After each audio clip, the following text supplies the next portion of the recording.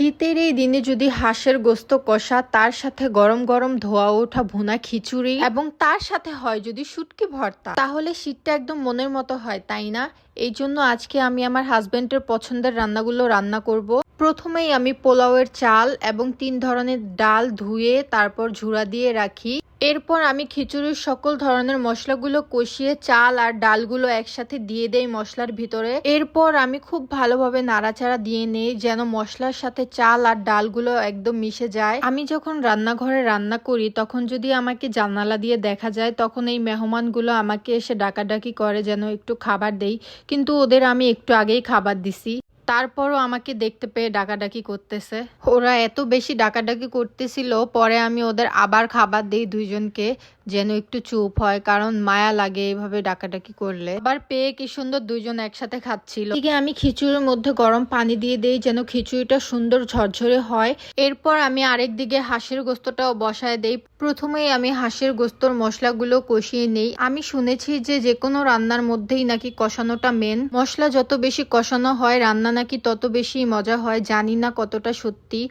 তার জন্য আমি সবসময় চেষ্টা করি মশলাটা খুব ভালোভাবে কষিয়ে নিতে। তাছাড়া সবাই বলে আমার রান্না নাকি মজা হয়, আর ইদানিং কেন জানি আমার রান্না বান্না করতে বেশ ভালোই লাগে। যাই হোক, মশলাগুলো খুব ভালোভাবে কষিয়ে নিয়েছি। এখন আমি মাংসগুলো দিয়ে দিব। মাংসগুলোকেও আমি বেশ ভালোভাবে কষিয়ে নিব। আমি না হাঁসের পাটা বাছতে পারতেছিলাম না, বেশ অনেকক্ষণ যাবত আমি এটা ট্রাই করলাম। প্রথমে আমি পাটাকে আগুনে ছ্যাঁকা দিছি, এরপর গরম পানিতে সিদ্ধ দিছি, কিন্তু কোনোভাবেই না পারতেছিলাম না। এরপর আমি বিড়ালগুলোকে ভাগ করে দিয়ে দেই, কারণ এটা দিয়ে আর কোনো কাজ নেই। যদি ছিলতে না পারি তাহলে তো এটা রান্না করা যাবে না, তাই না? এরপর আমি অযথা ওইটার পিছনে আর সময় নষ্ট না করে শুটকিগুলোকে আমি প্রথমে ভালো মতো ধুয়ে নেই। পেঁয়াজ, মরিচ, রসুন আর শুটকিগুলোকে আমি একসাথে পাটায় বেটে নেই। শুনেছি শুটকি ভর্তা নাকি পাটায় বাটলেই বেশি মজা হয়, তাই আজকে আমি সবগুলোকে একসাথে পাটায় বেটে নিচ্ছি। আর আজকে শুটকিটা আমি একটু অন্যরকম ভাবে রান্না করব। শুটকিটা বাটা হয়ে গেলে আমি সরিষার তেলের মধ্যে এগুলোকে ভুনা করে নিব, কারণ এভাবে রান্না করলে নাকি শুটকির টেস্টটা অনেক বেশি আসে আর একটু অন্যরকম লাগে খেতে। যাই হোক, এদিকে আমার খিচুড়িটা প্রায় হয়ে গিয়েছে, অনেক সুন্দর ঝরঝরা হয়েছে, তাই না? এরপর আমি এটার উপরে কিছুটা বাটার দিয়ে দিব যেন একটা সুন্দর স্মেল আসে। এরপর আমি হাঁসের গোস্তটা কষাতে কষাতে এর মধ্যে কিছুটা সরিষার তেল দিয়ে দিব। এতেও নাকি খুব সুন্দর একটা ভালো স্মেল আসে, এর জন্য সরিষার তেলও দিয়ে নিচ্ছি। তখন এত সুন্দর একটা স্মেল বের হয়েছিল, আমার তখনই খেতে ইচ্ছে করছিল। মাংসটা কষানো হয়ে গেলে এতে আমি কিছুটা রসুন দিয়ে নিব, কারণ আমার হাজবেন্ড খুব পছন্দ করে রসুন দেওয়াতে। আর সবার শেষে আমি মাংসটা সিদ্ধ হওয়ার জন্য গরম পানি দিয়ে দিলাম। আর এদিকে আমার শুটকিটাও হয়ে গিয়েছে। সত্যি শুটকিটা অনেক মজা হয়েছিল। এইভাবে আমি এই প্রথম রান্না করলাম।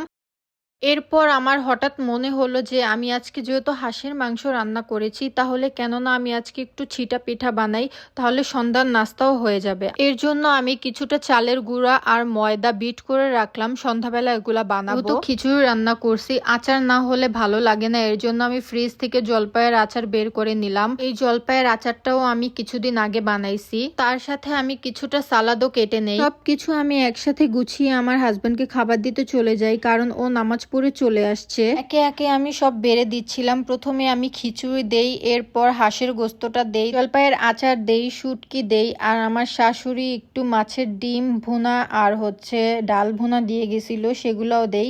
আর আমি সব সময় শুকনা কালিজিরার ভর্তা বানায় রাখি, এটাও আমার হাজবেন্ড খুব পছন্দ করে। সবকিছু দিয়ে যখন প্লেটটা আমি আমার হাজবেন্ডকে সাজায় দেই, ভাই, তখন যদি আমি আমার জামাইয়ের এক্সপ্রেশনটা দেখাইতে পারতাম তাহলে বুঝাইতে পারতাম। ও তো ভিডিও করতে দেয় না।